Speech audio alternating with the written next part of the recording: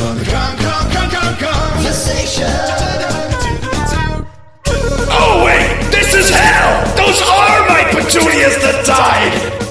Hello and welcome to the Kongversation. I'm Hyle Russell. I'm David Thomas Lynch. And David, did you know that DK Vine isn't the only vitally important entity in our lives to have recently turned 20 this summer?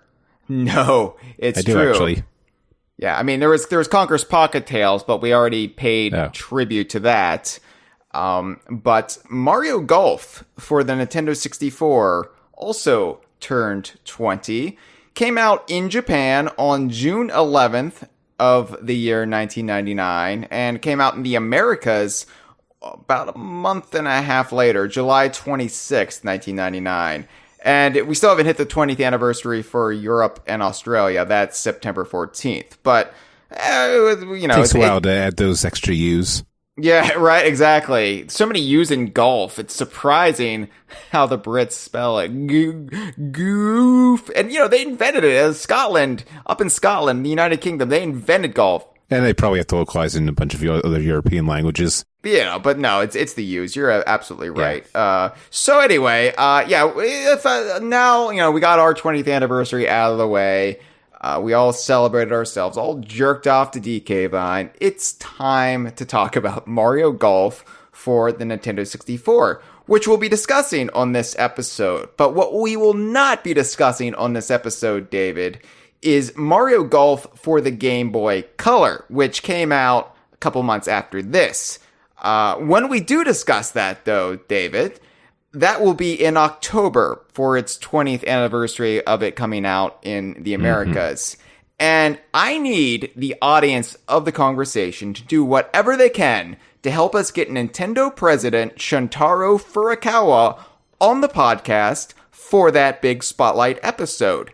Because he's a big fan of RPG golf, and that's what Mario Golf (parentheses Game Boy Color) was. It was an RPG golf game with like barely any presence of Mario. Like Mario appeared at the very end, sort of, and so did Donkey Kong. Well, it's still, you know, about Mario. It's about but we're Mario. We're not talking about that, so fuck it. Yeah, we're not talking about that right now, so fuck it. But also, yeah, the whole game is, the conceit of the game is, Mario is the greatest golfer alive, and everybody like worships him as like golfing Jesus, and it's bizarre. But we're not talking about that right now. Fuck it. I'm talking about that with Shintaro, David. I'm not talking about it with you. No, only important people get to discuss Kid and Joe and the rest of the gang with me.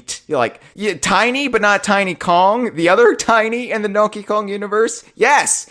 Mario Golf, Game Boy Color, it is an experience. So I need everybody on the social media, and I could be mobilizing the forces on social media to help YouTube remonetize us. I could be doing that, but this is how I'm instead asking people to help, because I have no practicality. I have no like financial preservation in my DNA. It's just like, yeah, YouTube unfairly demonetized us based on a misunderstanding, and I can't get anybody that's human, at least, in touch with me to rectify it. And everybody who has gotten this resolved has gone to their followers and asked to raise a stink, and I could do that. But what I really want to do is discuss a forgotten Game Boy Color game about golf with the president of Nintendo for about 90 minutes to 4 hours. So please take to social media at all the various people you can. Nintendo, the other Nintendo. I don't think Shintaro Furukawa is on Twitter. I haven't checked. You know, do what. Just don't be abusive. You know, but just send a lot of positive vibes out there, and maybe, just maybe, in less than 2 months, Shuntaro Furukawa will be sitting in the chair that David sits in to discuss the second Mario Golf game from Camelot, and one that had some connections to this one, but we'll get into that. Also, I guess, DK Vine on Patreon, dkvine.com/Patreon. Give us money! Alright. Mario Golf for the Nintendo 64, or as I like to call it, Mario Golf. This was Japanese developer Camelot Software Planning's first sports game featuring Mario and the DK cast. And when I say their first sports game, I mean all the sports games they've done, golf and tennis. They kind of get into a rut, poor Camelot does, because prior to Mario Golf, Camelot had mostly made the Shining series for Sega systems, but they took a brief detour to the PlayStation in 1997 for a game called Everybody's Golf, which saw release as Hot Shots Golf with Charlie Sheen in North America. And that game, I guess, was received well enough that they were able to parlay that into a relationship with Nintendo to develop Mario Golf for their N64 console, which came out in 1999. And it turns out this was actually a Faustian deal that they made. Probably seemed like a good idea at the time, but they have never escaped from being the studio that makes Mario Golf and tennis games. Literally, that is all they do, except for Golden Sun. And, you know, Golden Sun's like a big deal, but they are like just that studio. And I love Camelot, and, you know, they make great golf and tennis games, but they also did a Capcom published golf game for the Wii that didn't have the Mario cast in it.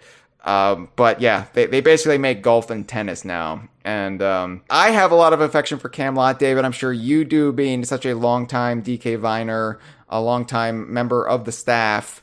We're all required to admire Camelot to a certain degree.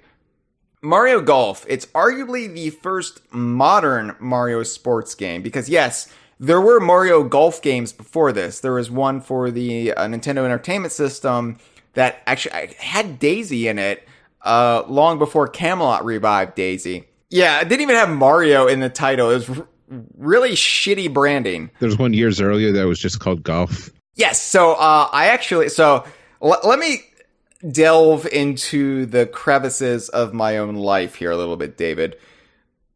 My dad loves golf, and because of that, I always grew up in proximity of golf. And I don't know why my dad likes golf. I mean, we were like essentially middle class, right? So it's not like he's upper middle class or waspy or anything of the sort. I think he always aspired to be, and I think he liked whacking balls, so he played golf. But it's a very expensive pastime, because you gotta like pay. Essentially, I don't know how much it costs to play golf, but it is, I think, probably the equivalent of actually buying a video game, like for one game of golf, for one round of golf, for one day. And it's a fleeting thing, but yeah, this is what my dad liked to do. So he loved golf, and he still does, but I see its charms. I'm not like a golf man, but I see like, oh yeah, you're out in nature-ish, and you're, fresh air and beautiful scenery. Like, I get the aspects of it, but also golf courses are terrible for the environment, so it's all a mirage. It's a facade of ugliness, but it looks like it's beautiful. It's really, you can see why it's so popular among a certain economic class of people. But my dad always had to have a golf game for whatever video game system. I think that was the bargain. It was like, okay, you can get this video game console, but I'm going to use it to play golf games. And as a result, we had the Nintendo Entertainment System, and we had the Mario Golf game just called Golf, where it's barely Mario in it. I think it's supposed to be Mario and Luigi, but they look so off-model. They're proportioned like real people. They basically like had this model of this golf man, and they're like, I don't know why I keep using the term golf man as if that's the term. Golfer. Hi, I'm Mario Golfman, the golfer. The plumbing golfer. But I guess Mario became a doctor. He got his doctorate, and he was like, I gotta take up golf now. That's what we do. So the model in the NES golf game, which isn't even the focus of this episode, is basically that of a golf man, and they just stuck Mario's head on it, but without the hat. He's not even wearing the hat.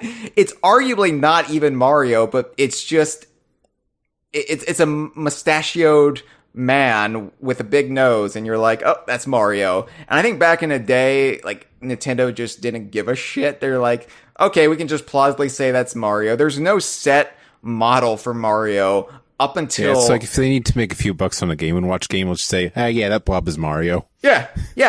There is no set model for Mario really until the GameCube era, when Nintendo really standardized all the looks for all their characters. But you look at like the evolution of Mario, and especially in the NES days, and it was just all over the map. And yeah, golf, and then they did the more on-model one, but they still didn't put Mario in the title. And then flash forward to Mario Golf for the Nintendo 64.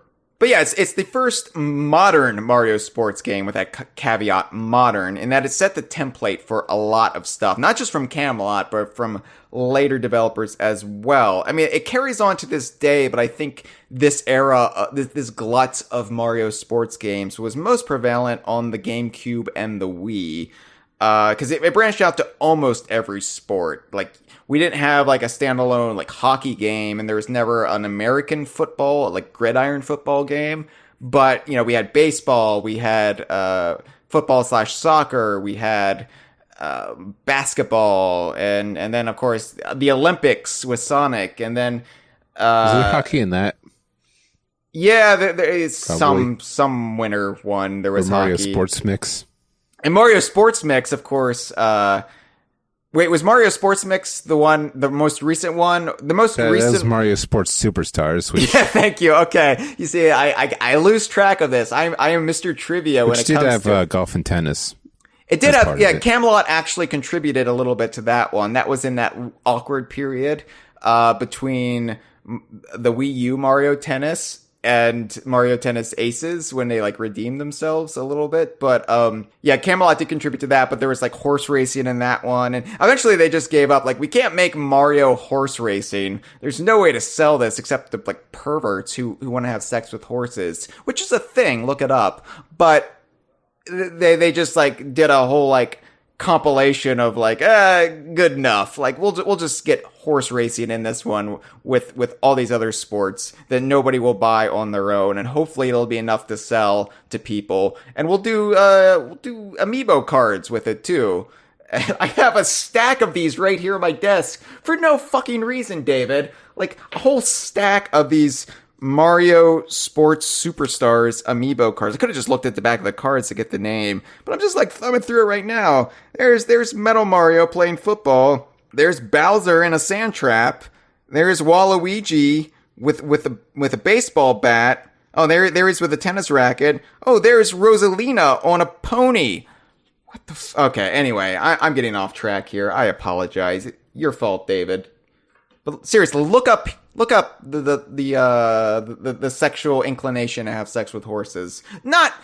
Don't do it now while you're at work or while you're driving, but like, people at home, just take my word for it. Don't even look it up.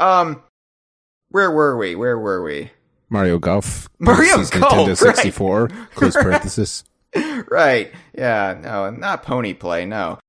You know, and before Mario Golf on the N64, there had been Mario Kart, there had been Mario Party, there had been Smash Brothers, but Mario Golf was the one that laid a lot of groundwork for this sort of thing being more commonplace. And honestly, an in for a lot of developers a lot of studios who probably thought, hey, we can pitch this particular sport to Nintendo and make an easy Mario game. This will boost our profile and bring in a lot of easy money because it's the Mario license. And so a lot of people took advantage of this, especially during the GameCube era. Head and shoulders, though, above all of them, I think, is Camelot's games, which, again, have just been golf and tennis, and they usually alternate between the two. But even at the height, David, of our distaste for the so-called cameo games, which, to clarify to any newer listeners, cameo games, that's our blanket definition for games that feature a primary Donkey Kong Universe cast member, usually Donkey Kong, in a supporting role, while under another franchise's branding, usually Mario. I should point out that when the Mario Golf and Tennis for the GameCube were first announced, if you dig through our articles from 2002, we fucking hated it back in the day, but because we didn't know what they could do with golf and tennis, and then they actually turned out all right in the end. Yeah, I remember when Mario Golf, what became Mario Golf Toadstool Tour for the GameCube was announced. We did a news article, and it was basically it was just clouds that say "fuck no." Yeah. That was at and the it turned out to be better than. No, it was more of a fuck yes. It was a fuck me please Mario Golf. Well, at the time, it was we already played Mario Golf, and obviously we're going to have our N64s hooked up to our TVs forever. Right. No, I think what that was Mario Party fatigue, and so we were just throwing everything in under the Mario Party fatigue. I was like, okay, no, we don't need all of these so-called cameo games. But, they're all of different quality and of different metrics, and we were all judging them based on just the annual release cycle of Mario Party, which by 3 had already burned us out completely. I think it speaks to Camelot's mark of quality, and I think their general ethos that, aside from a little apprehension initially when they announced the GameCube sequels, we never actually ever turned on them, even in the most cynical days of DK Vine, during the buyout era. And there was Mario Tennis Ultra Smash for the Wii U, but that wasn't really their fault. That was basically just a tech demo, as we were discussing before the episode began with in the DK Vine staff meeting. That was basically a tech demo for what became Mario Tennis Aces. Nintendo forced them to release it because they had nothing else for the holidays. So one bad game aside, they've all been mostly adequate to excellent. Also, their president, Hiroyuki Takahashi, is a big Donkey Kong fan. And he actually once wanted to make a 3D platformer for Donkey Kong that was kind of a spiritual successor to Donkey Kong 64. He said in an interview, that's a game I want to make.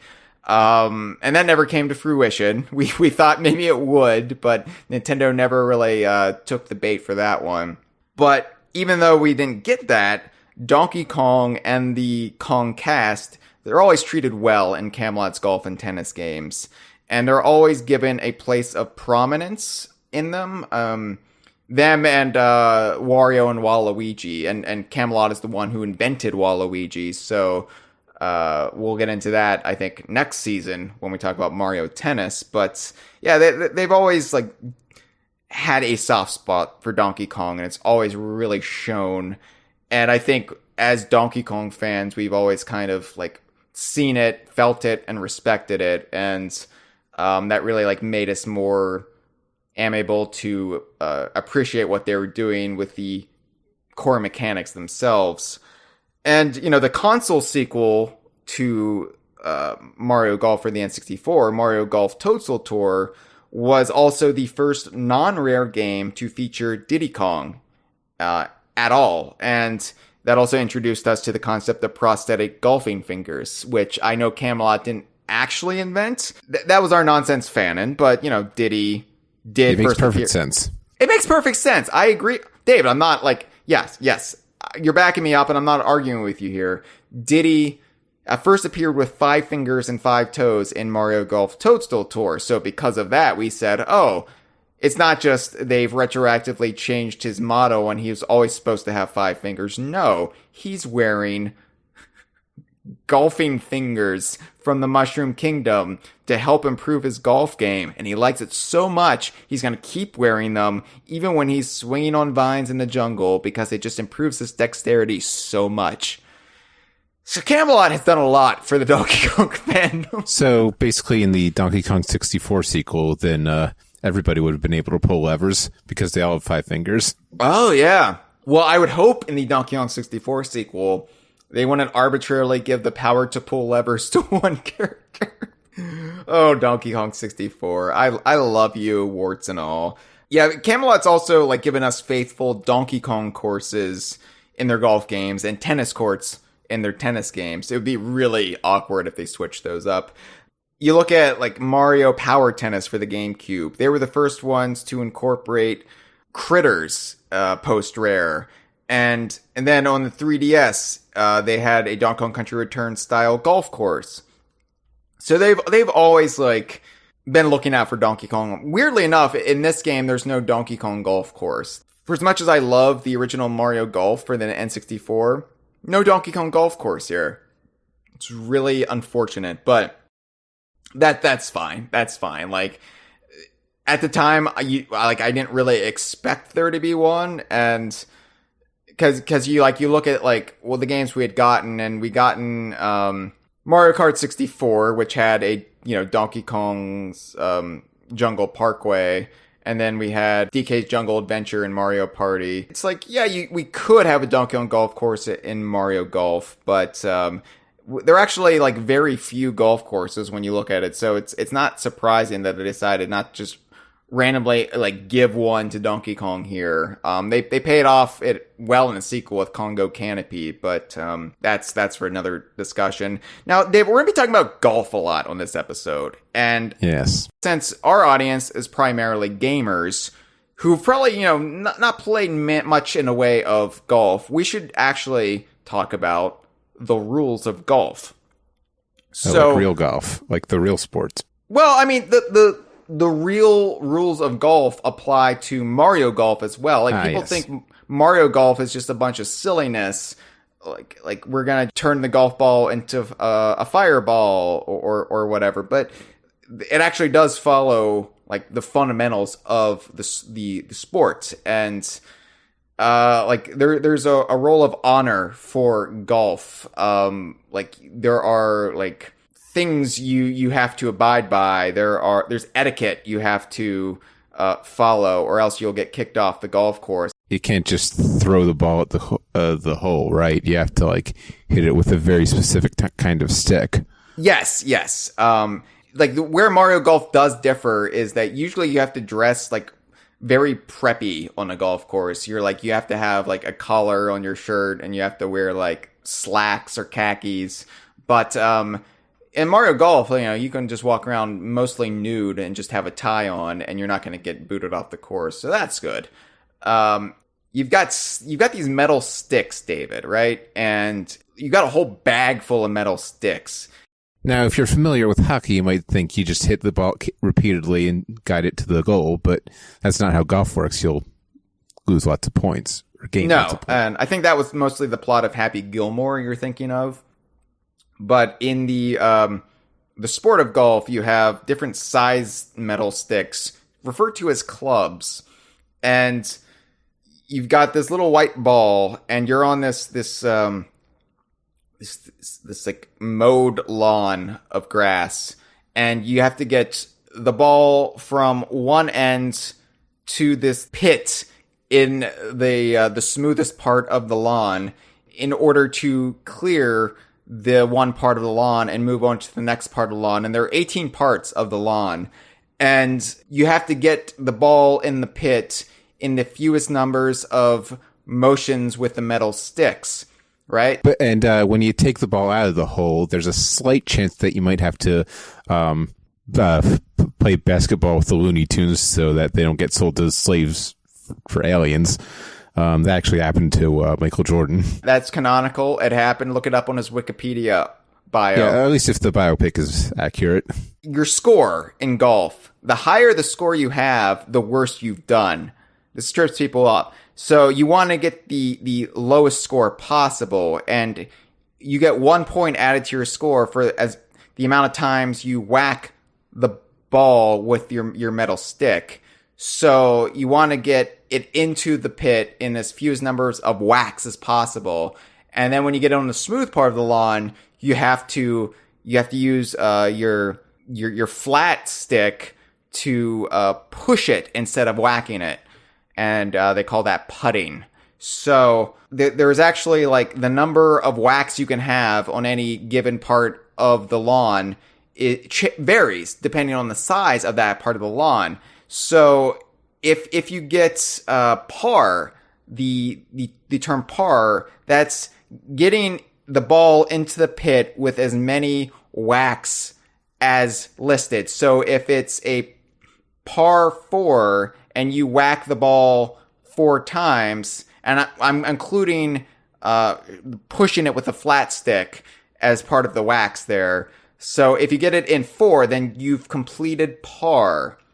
Par for the course, I think that's where that term comes from. All right. So, okay.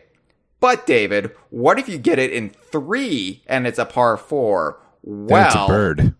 That's a birdie, which is, I believe, where the Street Fighter character came from. He was really good at getting 1 under par. Sometimes there's a par 5 though, okay? And then if you get 2 below par on a par 5, that's an eagle, which is also a bird. I don't know why they're all birds. Okay, so eagle, that can also be done on a par 4. Okay, it gets confusing now, but an albatross can only be done on a par 5. And if there's a par 6, but I don't think there's ever a par 6. So an albatross is, if you get 3 below par, that's also a bird.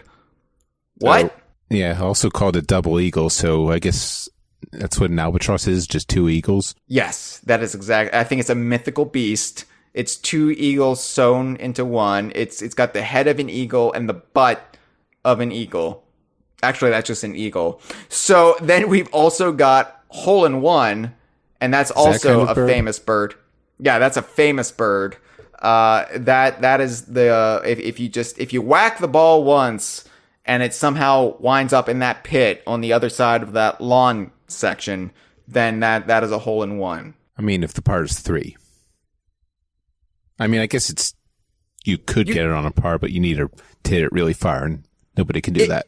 If you're a strong golfman, you can like get a hole in one on a par 5. I dare you to say. I guess if you have a Game Shark.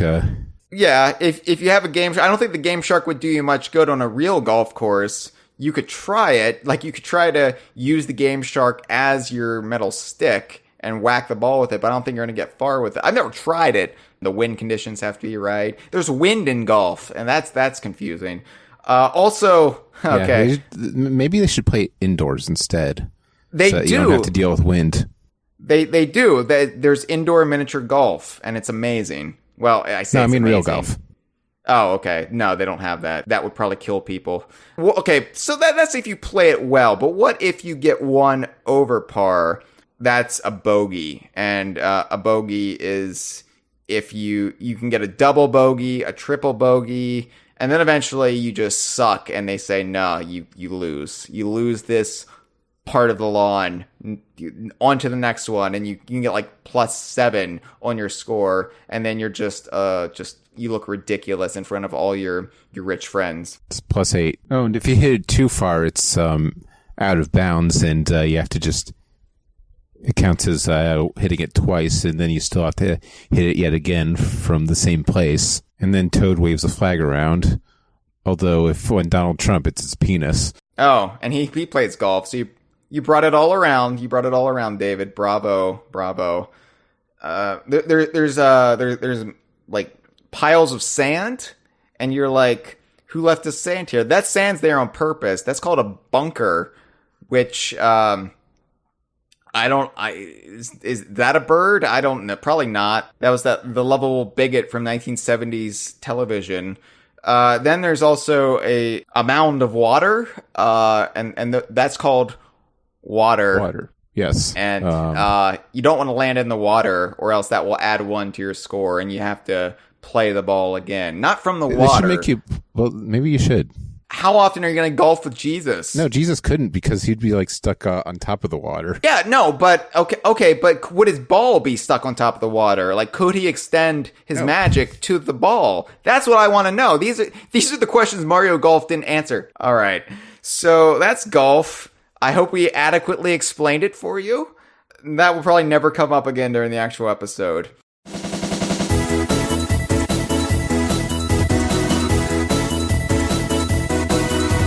I don't know the rules to golf. I do not know the rules. I don't know the rules to golf. I do not know the rules.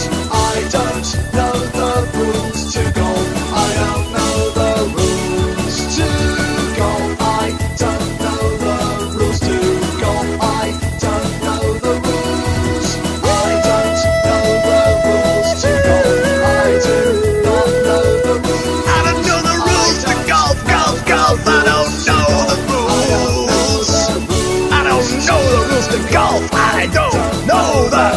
rules to golf. I don't know the rules to golf, golf, golf, golf, golf, golf, golf, golf, golf, golf, golf, golf, golf, golf.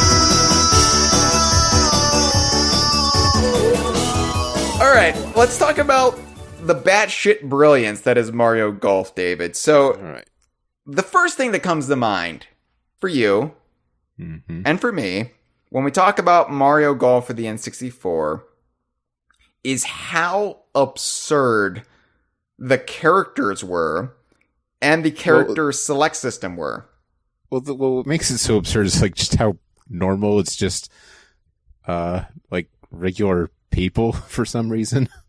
Yeah, so this is a bit weird. It's a weird thing to really analyze because as a Donkey Kong fan, when I'm playing a Mario game that has Donkey Kong in it, like your karts or your parties or your golfs, you know, I'm thinking, oh man, I want to play as this awesome gorilla or this really cool monkey, but I really hate all of these human characters in here, like this plumber man and this princess lady and this other plumber man. Like I want more apes and monkeys in this, but when you look at the N64 Mario Golf, you've got like different tiers of boring humans. So you've got your plumber men, your plumber golfmen, but you've also got just golfmen. It's for some reason, and I'm not really sure why, in their inaugural effort for a Mario Golf game or a Mario sports game in general, Camelot invented original characters to pad out the cast because apparently there weren't enough Mario characters they could think of. Like, I don't really know the thought process behind this. And there was an urban legend around the time this game came out that these were the human characters from their previous PlayStation game. That's not true. No, they invented these characters for Mario Golf. And they're just golfers. They're regular golfers, but they gave them all names and personalities, and it's just the weirdest thing. Why are these characters in Mario Golf? They could have brought in... you buy a game called Mario Golf to play as Charlie. We're going to go through all these characters too, because I have a bizarre affection for not weirdos. I was going to call them weirdos. They're normies. They are the straights. They are like, they're the ones who should be judging all of the weirdos and freaks in this game, like the dinosaurs and the greedy elf goblins or whatever Wario is.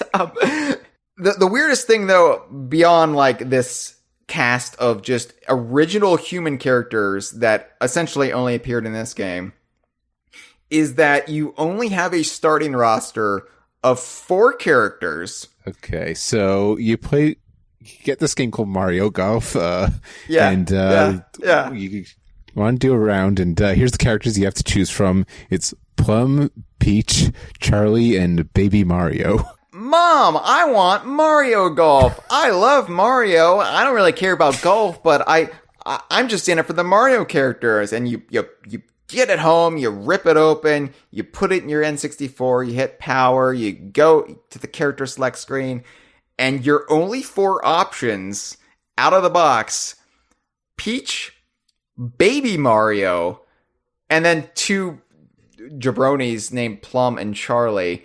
And that means that Mario, regular adult Mario, is not even playable when you first get Mario Golf. It's the strangest thing. You have to work to unlock the main character, the title character. Also, I looked over the stats while I was playing the game too before this episode, and apparently my main character was Baby Mario at first. Yeah. For some reason. When I announced this episode last night in the DK Vine Inner Circle, which you can be a member of at $25 and up on dkvine.com/Patreon, we were like joking about this fact, and we were kind of getting giddy over how weird it was. And Tanya said, could you imagine if Donkey Kong Racing, which, never came out, but was supposed to be for the GameCube, could you imagine if Donkey Kong Racing just started you out with, like, this is what she said, Steven, Tony, Kiddy Kong, and Crunch. Could you imagine that?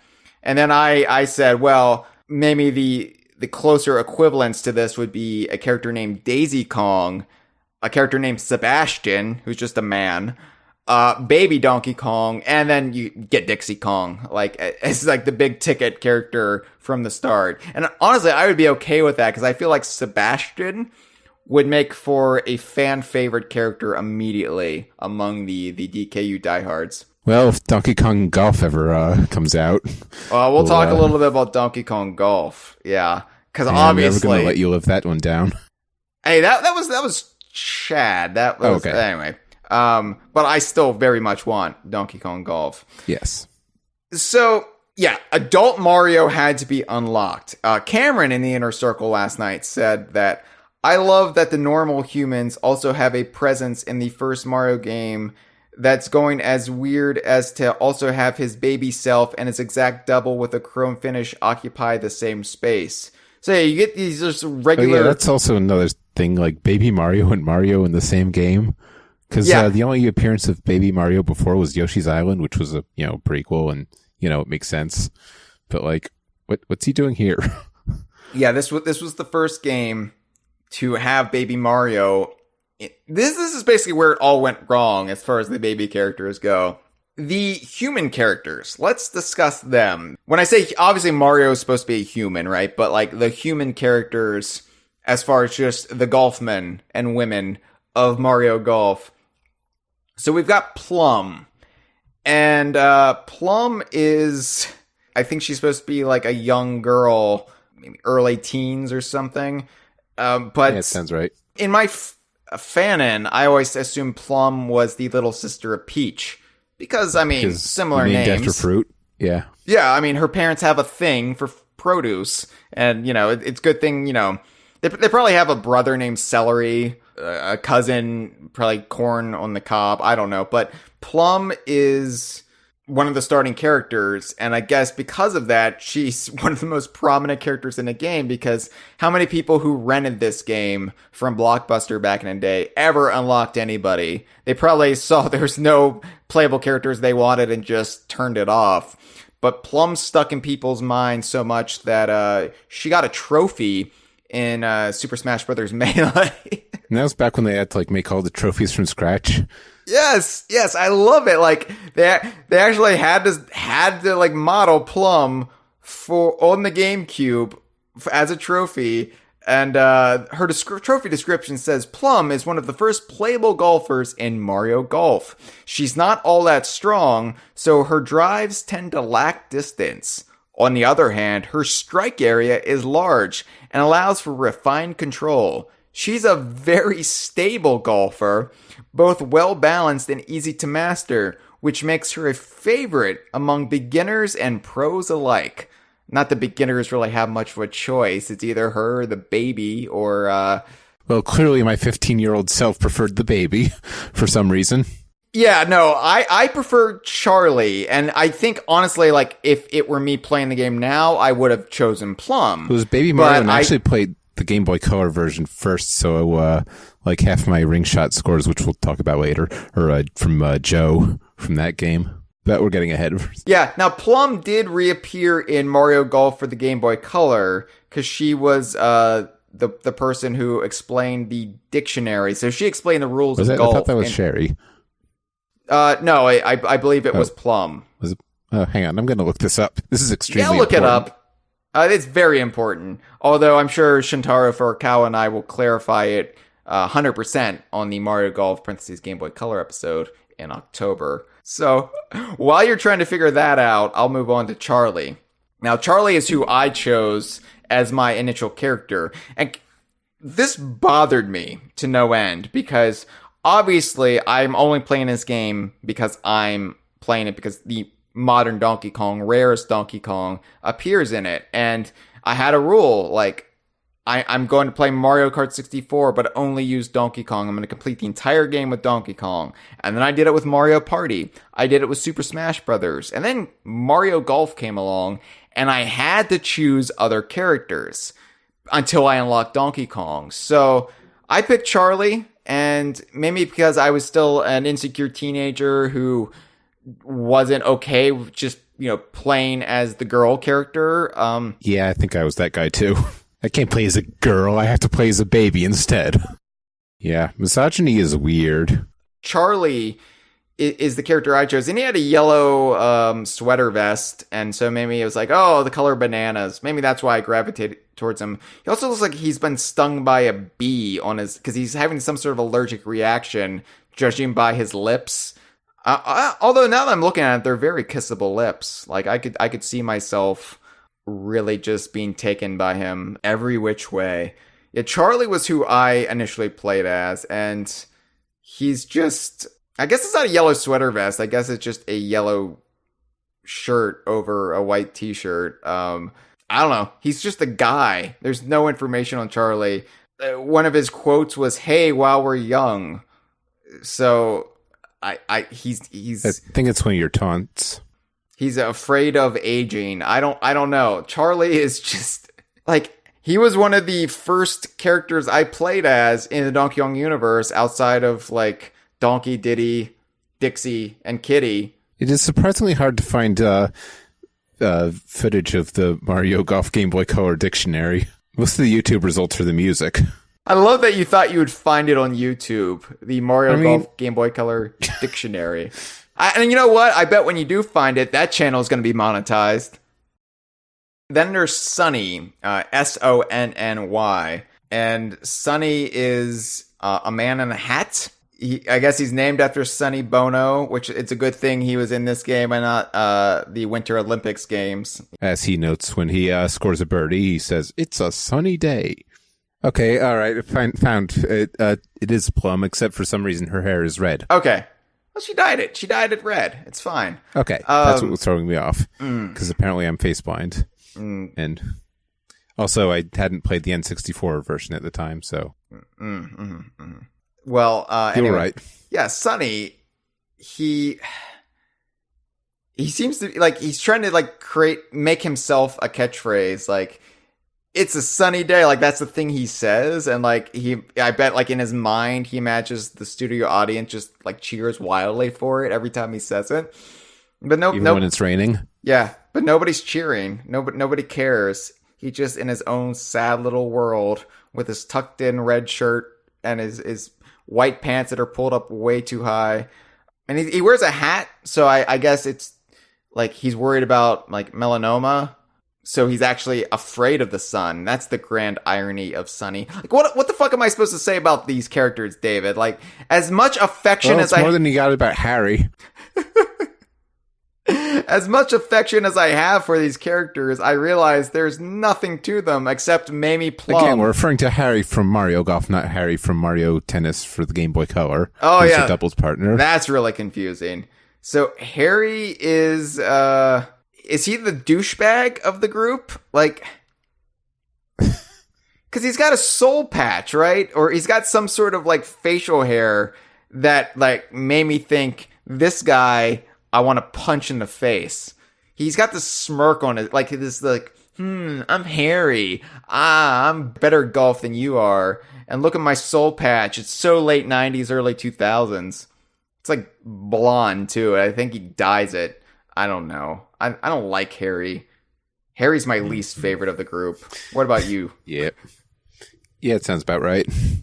And then there's Maple, who I always forget about, because Maple is pretty far out there as far as, like, the characters you unlock. You have to get 50 birdie badges to unlock Maple. And I'll get into what a birdie badge is. We already described what a birdie is, but what a birdie badge, that's very specific to Mario Golf. Maple is, I guess, named after the tree or the syrup. Pancakes. She's got a hat that's like a visor that has an N on it. So she's trying to get in on, like, the Kong style, like, I'm a corporate shill kind of thing, to much less grand effect. than Diddy or Dixie ever pulled off. She seems to be a woman in her 20s or maybe early 30s. I don't know. Maple. Like, the best thing about Maple I can say is if you look her up on Mario Wiki, it says, this article is about the playable character from Mario Golf. For the FP healing item from the Paper Mario series, see maple syrup. Oh, thanks for clearing that up. I love you, Super Mario Wiki. So, those are their human characters, and I guess I don't have as much to say about them as I thought I did. Because, like, we treated them like big deals on DK, but I think just because they were stupidly obscure even when the game came out, and we were like, oh, isn't this funny?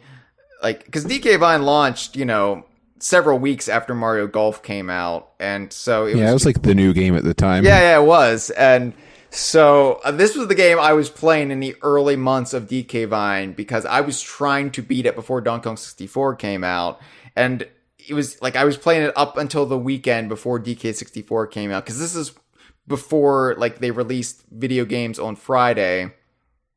Or Nintendo released video games on Friday. Like, this is back when they still came out early in the week instead. And so I remember, like, the weekend before DK64, I was, like, frantically trying to get my last birdie badges and everything I hadn't done.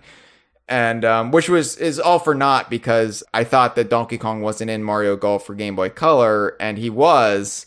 And so I had already, like, missed that game. But, That was I'll get into that on that episode. I'll have some laughs with Shintaro Furukawa over that, but that was the first time I had played them out of chronological order, the Donkey Kong universe. I think we like celebrated just how like stupidly like randomly normal they were, these 5 human characters.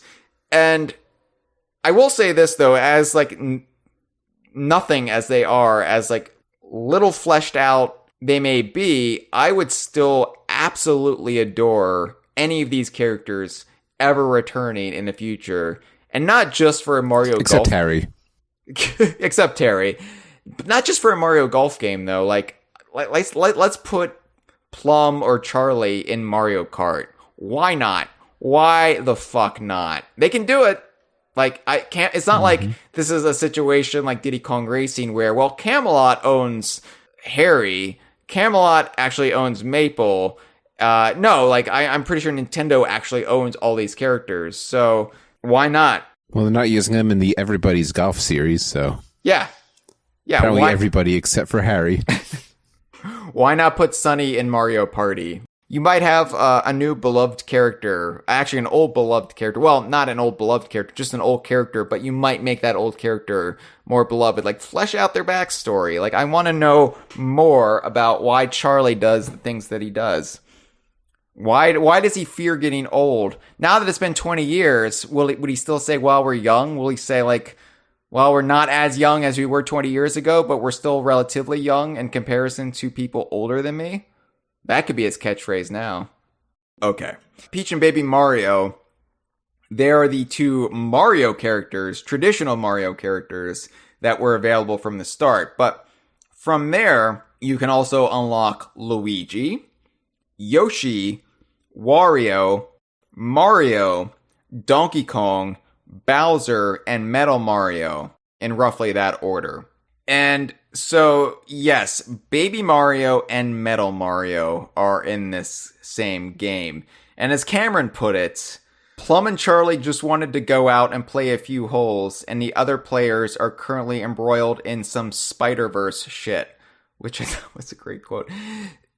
Yeah, so this is the game that basically breaks the concept of characters in these multiplayer games. Yeah, so basically we got 3 Marios. 3 Marios. Because they couldn't think of any other Mario characters. So they're like, oh yeah, the Mario cast. Well, we're gonna have to invent five humans. And what other famous Mario characters are there? Well, we're not gonna have Toad be playable, because fuck Toad. Can't be a Pink Gold Peach, because she doesn't exist yet. Well, they had to lay the groundwork with Metal Mario here. When this game came out, we were discussing it on what was not quite yet DK Vine, but we were like, working our way up to launching DK Vine, and we had a discussion about who Baby Mario was in this game, because we thought, well, surely it can't be the same Baby Mario from Yoshi's Island. So I guess he and Peach had a love child, and it's playing golf. I think this is the interpretation we had up until a year later when Mario Tennis came out and had Donkey Kong Jr. in it, and they were like, all right, fuck it, time travel. Chest of Time. Yeah. The Chest of Time, I've seen the intro to Super Smash Brothers for Nintendo 64. Yeah, because clearly there was time travel involved with Smash Brothers to bring like these disparate figures from the past and the future together. So I thought Fox was from the future at the time, then turned out in Star Fox Adventures that Tricky was younger, so... No, Star Fox Adventures took place in the 1950s, obviously. Yeah, this is why we got rid of the time vine. Baby Mario, first instance of a baby character, which Mario Kart would abuse in the future. Baby Rosalina is a perfectly logical character choice. I still don't know why they made this choice. They could have put Birdo in here. They could have put any numerous characters from Super Mario 64. I mean, granted, I guess there weren't a whole lot of characters. They could have put like a penguin in there and like called it like Poppy Penguin or something. Like, could just made up another character just to have Greg in there. Who would also, weirdly enough, be a Grim Reaper. But Metal Mario, actually, though, even though this is like the first one to really like suggest that Metal Mario is a completely different character from regular Mario, and that is, I think, the interpretation that is widely held nowadays. Metal Mario actually did debut, not in this game, but in Super Smash Brothers. Well, the first DKU appearance, technically the first appearance was Super Mario 64. But not as a separate character from Mario.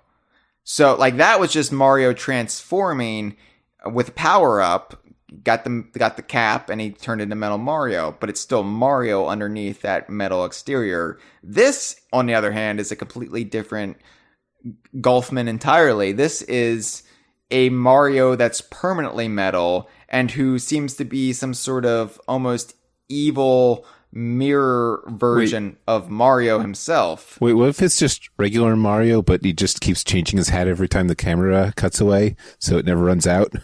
Or, yeah, what if it's like, oh, I'm not happy with my golf game as regular Mario, so I'm just gonna, like, pretend to be this completely different personality.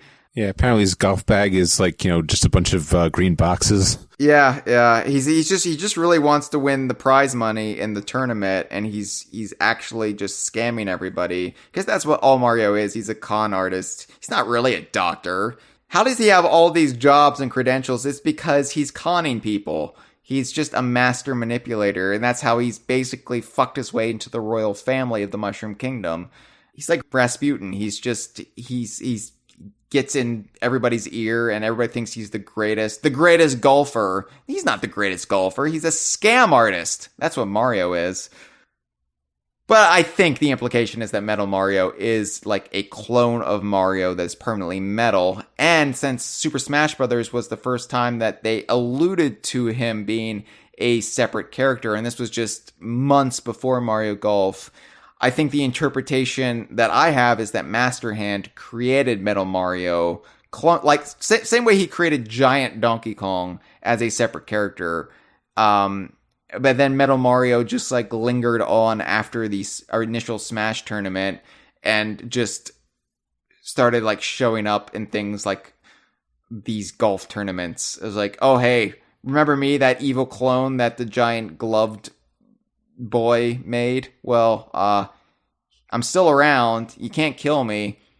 So now I'm going to awkwardly shoehorn myself into your life at inopportune moments. I want like, does he have the same thoughts and feelings as Mario? Like, this concerns me a little bit. Think about this, brother. So if Metal Mario is an imperfect clone of Mario, does he have the same desires as Mario? Does he look at Peach and desire her? And is that where Pink Gold Peach came from? Did he go to Master Hand and say, this is not fair, I'm in love with Peach, but fleshy Mario is already with Peach, I demand a bride? And then so he created Pink Gold Peach to be his mate. Yes. I like Pink Gold Peach now. I had a problem with Pink Gold Peach. But now that you've clarified it for me, I'm actually very fond of that character. And just the existential weirdness. I wonder if they would ever be open to a 4-way. Metal Mario, Pink Gold Peach, and the Fleshy Mario and Fleshy Peach. Do you think they would ever just be like, hey, why not? I would hope so. I would hope they would be open to sexual experimentation. That's the cast, the surprisingly small cast of Mario Golf. And when you look at this cast, what like jumps out to me is that you've got 3 Marios, and you know, one's a younger version of Mario and one's a bizarre elemental clone, but you're lacking all of the just like filler baddies that normally make out these Mario sports games. Like there's no like Hammer Brothers, or there's not even a Koopa Troopa. It's just like core characters like Luigi, Donkey Kong, Wario. Like there's no like Chain Chomp or Mecha Fly Guy or whatever the fuck. Yeah, it's just there's a Shy Guy or green Shy Guy or light blue Shy Guy. Yeah, there's almost like a purity to this. Like no drones, no just random baddies that were like, is this the same like Koopa Troopa from the Mario Kart, or is this like a different Koopa Troopa? There's no way to know. No, it's just characters and then a baby character and a metal character, and a bunch of people they just made up. Yeah, but I kind of respect that honestly a little bit more. I feel like as somebody who like prizes characters above all else, I like when they actually like are characters and they aren't just, again, filler. And yes, they used filler, but sparingly. Yeah, I would almost take this any day over what we would get in like later. Yeah, like a Goomba trying to swing a golf club with no arms. Yeah. And obviously, you know, there were much needed cast members in later games like Diddy Kong and Birdo and Waluigi, but you know, for the time period, for this early entry in the Mario sports games, this is a pretty good group, and also Harry. Now, the modes of Mario Golf, this is like pretty straight-laced, save for 1 or 2 modes. Like, the actual like main mode is tournament, and it's basically just golf. Like, there's no real weirdness to this like there would be in later Mario Golf games. This is like basically just golf with Mario characters and Donkey Kong, who I don't, of course, consider a Mario character. Just as well be, you know, Tiger Woods PGA Tour 2017 or whatever. Right, and like, except, you know, there are with Baby Mario and Plum and Charlie. And giant mushrooms in the background of the courses, but yes, and metal Tiger Woods. Yeah, this is why I never got into golf, despite my dad's urging, because I was like, okay, yeah, great, Tiger Woods, but when is he going to become a shiny, harder version of himself? Please. And I think I like tried to show my dad this game as like a last-ditch effort to get him to respect me and my life choices. I was like, look, I'm playing golf. And then he saw like the cartoony characters and he was just like, that's not golf. And I'm disappointed in you, and I will never fully respect you or what you want to do with your life. Which, at the time, you know, I didn't know I wanted to do a Donkey Kong website full time. So, you know, I didn't have that disappointment hanging over me. And I'm pretty sure my dad thinks I'm an accountant or something now, because I've never really like talked to him about what I do. But anyway, yeah, the main mode is just tournament mode, and that's essentially just golf. You get a birdie badge for getting a birdie or better on each hole, and there are 108 in all to collect. So you essentially, if you want to get all the birdie badges, which you have to do to unlock Metal Mario and Maple, well, 50 to unlock Maple, but yeah, if you want to unlock Metal Mario, if you want to have all the characters, you have to get all 108 birdie badges. Did you do that, David? I actually did not. Oh, that's Well, a it turns shame. out that I didn't play tournament mode that much. Yeah, I think I had like 15 birdie badges. 15? You don't even have Maple unlocked? Nope. Why are you even on this episode? Oh, right, because You asked me to. Because, yeah, you were probably the only one who actually has played it enough to really discuss it. I realized, like, oh, yeah, I got to do Mario Golf for N64. Who's going to be on this episode with me? Fuck. Yeah, I remember struggling to get all 108 birdie badges, and it was such a glorious moment when I finally did it. I was like, once I unlocked Donkey Kong, I really stopped caring about unlocking characters. Because I went Charlie, he's who I started as, and then when I unlocked Wario, and to unlock Wario, you had to... Well, that's the next mode, get character mode. Yeah. So there's a get character mode, which was how you unlock the majority of the characters, but not all of the characters. Basically, you're just playing a match play against this specific character that you want to unlock, and then if you beat them, then you can play as that You get character. Yeah. And Wario was, I think, fourth in line. It went Luigi, Yoshi, Sunny, Wario, Harry, Mario, and then I actually never unlocked Mario in Mario Golf because he kept beating me. I mean, how many people unlocked Mario? Because you look at like the Xbox achievements or whatever, and you can see like percentage wise how many people have actually done something in a game, and you realize not many. Most people give up. Like it's like Sea of Thieves. I know you look at the achievements, and it's shocking how few people even do things like set sail for the first time. Like they play. Yeah, some games have an achievement just for like playing the game, like press start for the first time, and like not like 80% of people have that. Yeah. So it makes you wonder then, like before this stuff was being analyzed by the studios and the developers, how many people in a game like Mario Golf ever unlocked Mario? Very few. I'm guessing it was probably around 15%. Just maybe less than that. But you never did it, and that's, Yeah, well, yeah, that was actually like when I played the game the other day for the first time in like 15 years. It was in the middle of a match play against Mario. What was he difficult? I don't even remember. Was it a difficult like experience? Yeah. I mean, did make like a 70-foot putt and stopped short of getting an albatross in the next hole, and like. Oh, okay. I love that. Like and then Bowser's the last one in character match. But I'll take your word for that.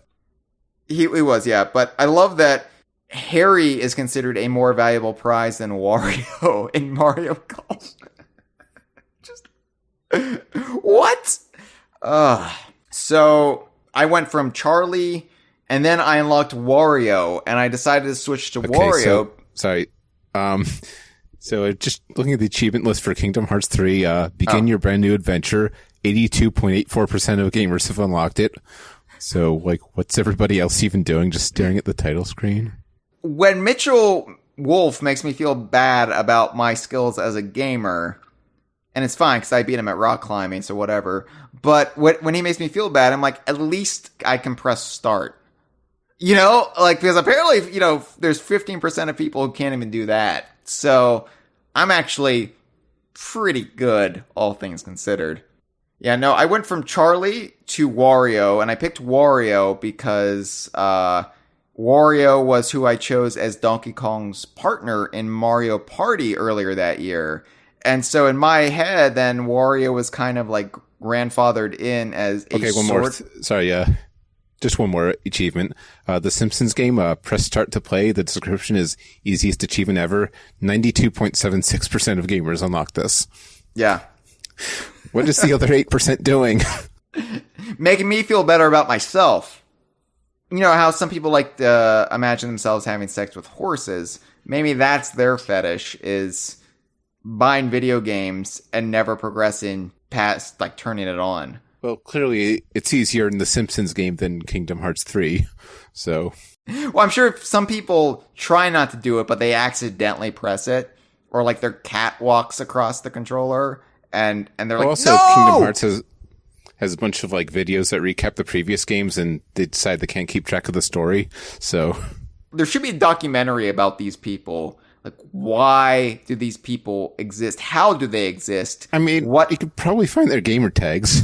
Part of me doesn't want to know. Part of me prefers the mystery because as you get older, it feels like there's less magic in the world. And I feel like this retains a little bit of the wonder of childhood, not knowing why this is the way it is. So let's just keep this a question mark. Anyway, I went to Wario because Wario was kind of grandfathered in as like a friend of Kong in my head, a Fock, and then used Wario to unlock Donkey Kong, which Donkey Kong is unlockable in ring shot mode. And ring shot mode... that was actually the first thing I played for that very reason. Yeah, ring shot mode, though, is a little challenging. This is the most whimsical, I guess, mode in Mario Golf. This is the kind of the mode you would assume more of in Mario Golf, just like more of the kind of fantasy type gameplay. And it's not really that fantastical. It's you've got these giant floating rings, and you've got to get the ball through the rings in addition to actually completing the hole under par or, whatever. I think you have to, like, get par, not under par, yes. but yeah. Par or better. Yeah, so did you actually finish ring shot mode? Yes, I did. Yes. Apparently, well, looking at my stats, I played through like half of them as Baby Mario and half of them as Joe from off of Mario Golf for Game Boy Color. Well, I think I did everything with Joe from Mario Golf Game Boy Color because I wanted to complete his character arc, and I felt like I had to play through everything you could do in Mario Golf for the N64 as Joe to really say you beat Mario Golf Game Boy Color. And then turns out that canonically Kid was the main character. Well, yes, but I feel like Joe could have still gone through all of that, and Kid could have still like been renowned as a golfer who then had a horrific career-ending injury and became a burned-out shell of himself in the Game Boy Advance game. I love Camelot so much. If I hadn't played that game, I'd think you were kidding. Kidding. No, I am not kidding about Kid and his fate. I love Camelot so much. There's choices in all of this. It's fantastic. I've even forgiven them for Baby Mario because it's so weird because it introduced the notion that we're going to play golf. And then Mario thought, you know what would be really fun? If I went back in time and I kidnapped myself as a baby and I forced him to play golf with us. The odd man that Mario must be to come up with Yoshi's trying to complain, but he can't understand because it's just like, Yoshi. Yeah, I wonder if that was weird for Yoshi to be reacquainted with Baby Mario like 40 years later. You raise a child, and then you see them off into the world, and then all of a sudden they come back and they're like, oh, here's me as a baby again, and they hand it to you and like deal with it. That's essentially what Mario did to Yoshi here. And Yoshi didn't seem that fazed by it. He played golf like, a pro. Or, I mean, not really a pro, because he was only the second one you unlocked in character match. He wasn't as good as Sunny or Harry or Maple. Well, Maple was Birdie Badges, but still, Maple was a higher tier character than Yoshi was. Where am I going with this? I don't know. Yeah, and then there are also lesser modes. I think, like, those three, Tournament, Get Character, and Ring Shot, they're like the ones most people played.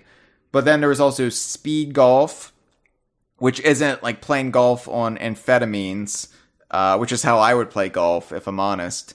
It's just like you're timed. There's a mini golf mode, which had two unique courses, which we'll get into. I've played more miniature golf in my life than I played regular golf, in that I barely played regular golf, but I played a lot of mini golf. Because I'm a sucker for whimsy and magic. And there's surprisingly little of that here. It was just, flat courses. I mean, they had unique shapes. Yeah, I mean, when you're playing a game like Mario Golf, I think you have enough whimsy in it that you don't really need mini golf. Mini golf seems like, oh, well, why do I need mini golf when I already have fucking ghosts flying over my golf courses? Like, the appeal of mini golf in real life is, that, oh, I want to play golf, but I want to play it in a jungle, or I want to play it in the lost civilization of Atlantis, or I want to play it in space, shove my ball through a terrifying clown's mouth. This is what I want to do with my golf experience, and miniature golf is there to provide that for me, the weirdo man. Yeah, there's no need for that in a game full of weirdos as is. So mini golf was kind of disappointing in this game. And then there's also a club slots mode where you randomly get stuck with a club of the game's choosing, I think. Yeah, 3 clubs. Yeah. And except if you get a star, you only get like 1 or 2 clubs. But if you get 3 stars, you can use whatever clubs. It's just annoying because you're like, oh, I have to like use a sand wedge. Like, yeah, like you have to drive with like a 6-iron, and I didn't much care for that. But yeah, like outside of tournament, get character and ring shot, everything else was kind of padding. They were a lot better with like other modes in Toadstool Tour and beyond. But for, an initial effort, this is all fine. So let's talk about the courses real quick. And these are the least impressive courses in Mario Golf history, in that they're really basically mostly just normal golf courses with 1 or 2 exceptions. Toad Highlands is the initial course, and it's just a basic golf course, but there are Mushroom Kingdom-y like landscapes in the distance, because you've got like those pink mountains with the eyeballs on them and stuff like that. I mean, a basic golf course, but we're gonna just slightly remind you that it takes place in the Mushroom Kingdom. How many of these did you unlock, David? Only like 3, turns out. Oh, really? Did you even play this game at all? Are you like... Did Well, you clearly even press start? I played enough to unlock Shy Guy Desert and Harry. It was Harry, right? Harry broke you. Harry and his soul patch just turned you off of the game entirely. Yeah. Koopa Park was... it was basically... It was weird because it was called Koopa Park, but you would think like a Koopa element would... I don't know... Lava, maybe? Like, I'm thinking like Bowser and Darkland, but, Koopa... I was just thinking of the turtles. Well, yeah, but I mean, the turtles are associated with Bowser. That's the Koopa Troop, right? But Koopa Park is a pine forest. It's not, Koopa's, pit from hell. It's just, Koopa Park. Koopa Park. Yeah, it's the Pacific Northwest. It's like the Northern Hemisphere. It's really lovely. And you're like, oh, okay, well, I guess this reminds me of the turtle enemies. More on brand is Shy Guy Desert, which is a desert, but it, there is this repeating idea throughout Mario games that Shy Guys are from like, because Super Mario Brothers 2, where they first appeared, it had that like Middle Eastern like, Knights of Arabia like vibe to it. So this notion that Shy Guys are from like a desert land is kind of carried throughout a lot of these games. And so this just kind of repeated that motif a little bit. I mean, and the Mario version of a desert always like mixes like the American Southwest and like Mexico up with like Egypt, and like the Middle East and whatever, the Sahara. But it's all like just lumped into one, like, oh, just an arid landscape. We're going to throw cactuses in there, but also make sure there's pyramids and okay, sure. Yoshi's Island is a golf course. I am 6 points away from unlocking that one. Oh, you can do it. I believe 20 years later, I believe you can do this, Dave. I think you're going to 100% complete Mario Golf for the N64. Just to say you finally did it. Yoshi's Island it's just filled with like water hazards. It's loosely modeled after the aesthetics of Yoshi's Story, which was still like the most recent big Yoshi game at the time. Yeah, I don't know. It was like the most, I guess, faithful out of all the courses in this game as far as like to a specific character. It's like, oh yeah, Yoshi's Island. That's a place, and you have put it in this as a golf course. Bravo, Camelot. Boo Valley. This is actually my favorite course, I think, in the game. Boo Valley. So this is pre-Luigi's Mansion, right? So Boo Valley, it's like gets away from the early like ghost house stuff of like Super Mario World, but it predates Luigi's Mansion too, so you have none of those aesthetics in there. This is a foggy, like misty valley in the daytime. It just happens to be haunted by boos. So it's basically like a real golf course, but with a fog machine this time. Yeah, and also maybe a golf course built over a cemetery, like Poltergeist style.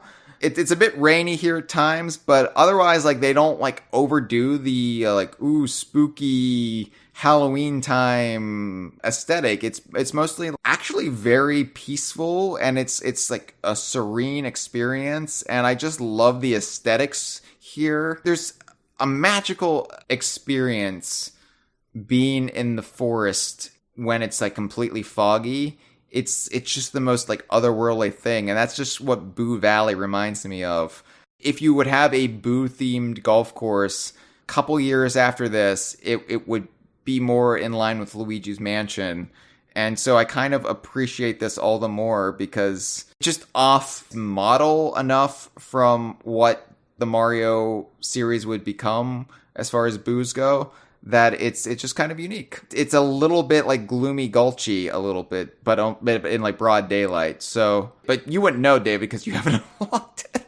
And then the silliest Mario Star is kind of gimmicky in that every hole is shaped like a character from the Mario franchise. Not just the hole you knock the ball in, but the hole itself. Like 18 holes, right?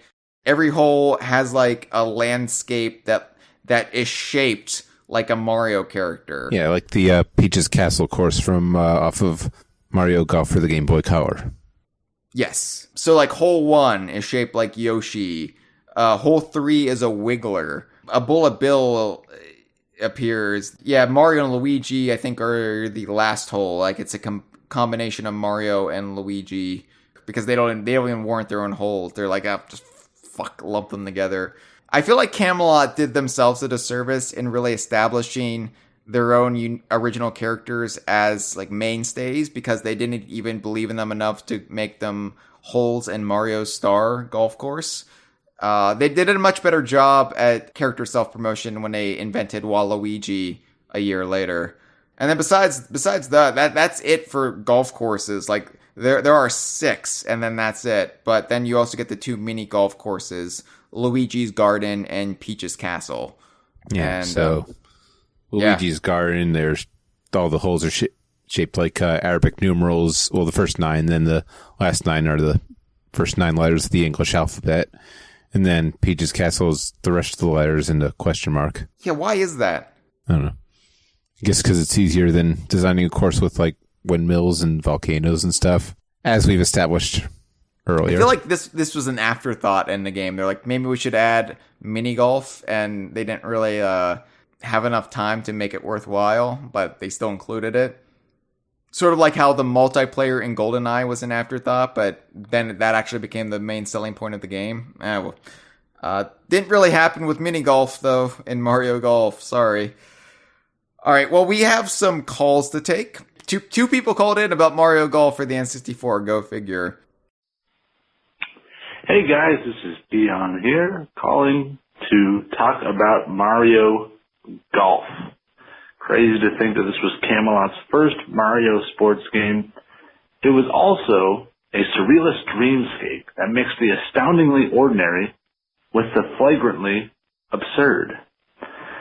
In reality, Mario Golf was one of those games that, it's no masterpiece, I'm not going to lie to you, but it's one of those kind of B-tier games that kind of brings the Mario cast, brings the Donkey Kong universe all together, and it was just kind of a fun filler title.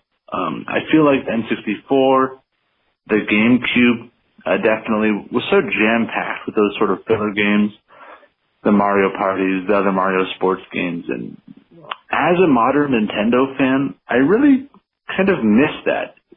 These days we do have things like Mario Tennis Aces, and we had a Mario Mario Golf Tour on the 3DS a few years ago. But I kind of long for the return of just a complete clusterfuck of Camelot games that's being dumped onto a system. So yeah, that's my question for you guys. Do you want to see a return of a myriad of Mario sports games, or are you okay kind of with the current pace of things where we get a game to the quality of Mario Tennis Aces once every couple of years? And are you looking forward to another golf game? Let me know, guys. Well, thank you for the call, and thank you for quoting what I said about Mario Golf on social media verbatim as your own thoughts. Always nice to be appreciated in my own time.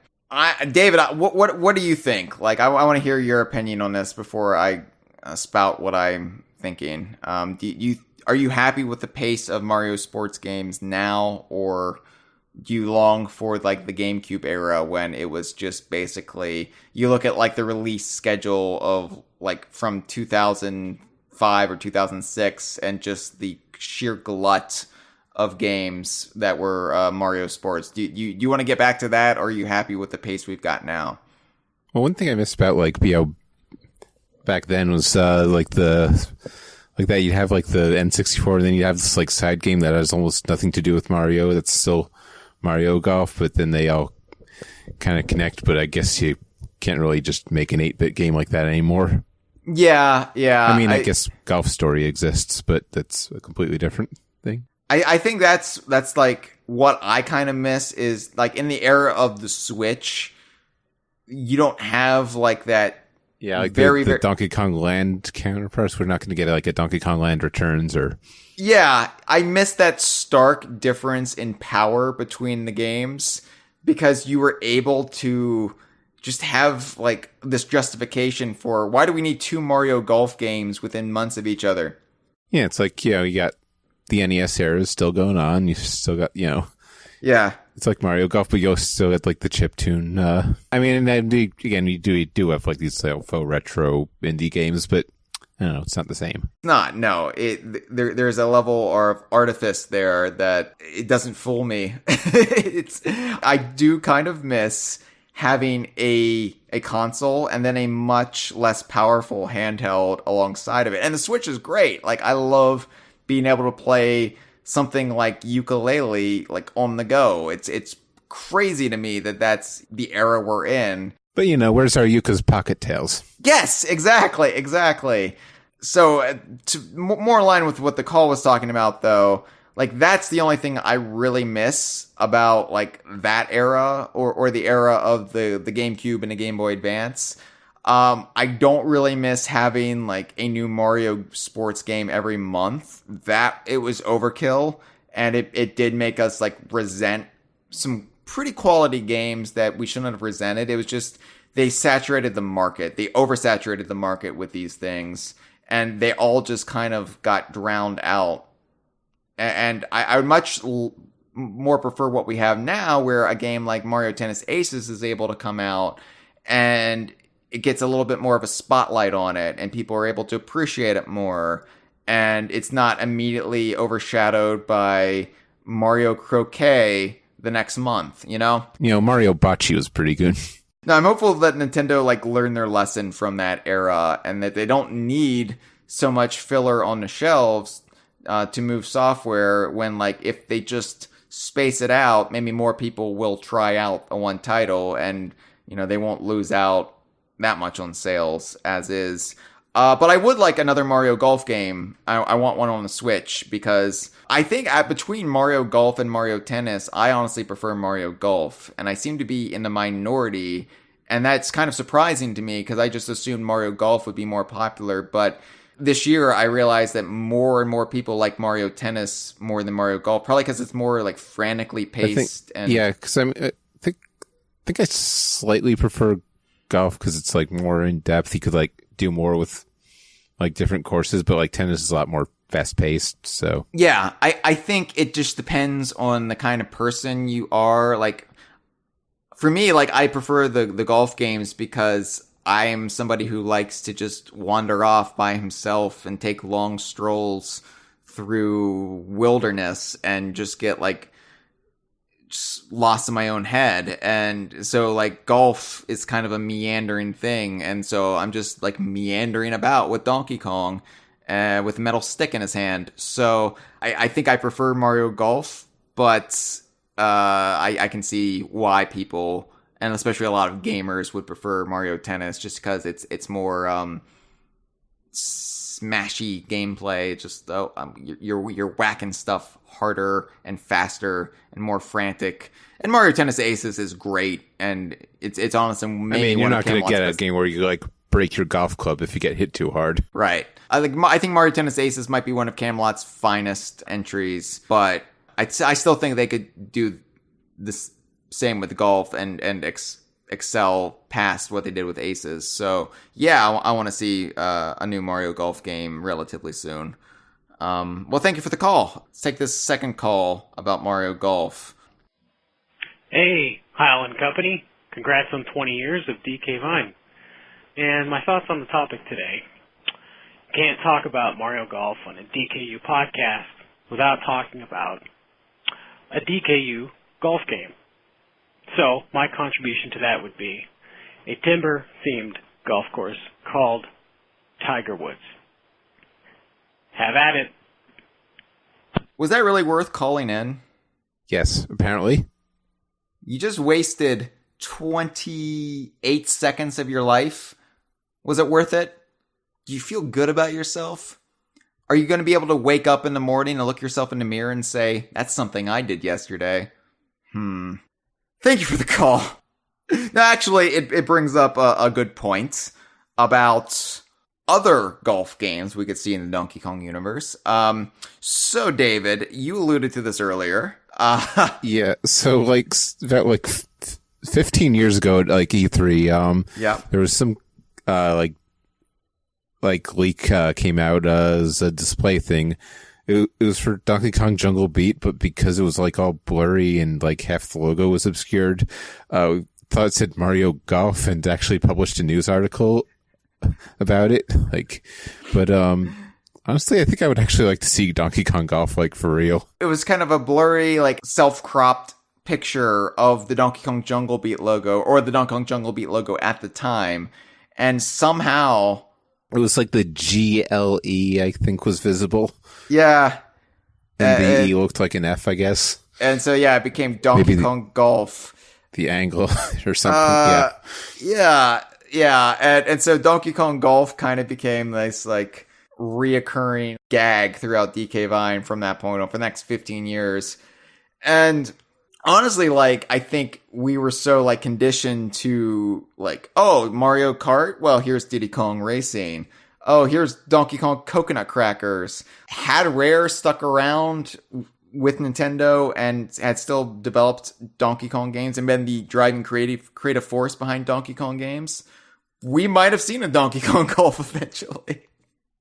And you know what? I would have loved to have seen what Rare would have done with Donkey Kong Golf, or any golf game, really. They make Connect Sports, and there was golf in some of the Connect Sports. Connect Sports Season 2 had golf. And you could actually, there was a mini game where you got to whack Royston with a golf club. So, in a sense, we've gotten more golf aside from Mario Golf. Ukulele had a form of mini golf in it where you had to push a giant-sized golf ball across the Capital Casino, and also in Galleon Galaxy. But yeah, I would be happy if we got, actually, instead of a new Mario Golf, Nintendo actually just decided, or Camelot, since Camelot loves Donkey Kong so much, they would say, fuck it, we're doing Donkey Kong Golf this time, Nintendo, deal with it. And because I'm sure Nintendo would be like, okay, whatever you say, Camelot, you're the boss. Have at it, Camelot. Make Donkey Kong Golf next. Bring on as many golf games. I want Banjo-Kazooie Golf. I want Rare to say our next game is Banjo-Kazooie Golf. And just watch as everybody pisses themselves in a temper tantrum. This has been a File 2 production. ¡Qué rico!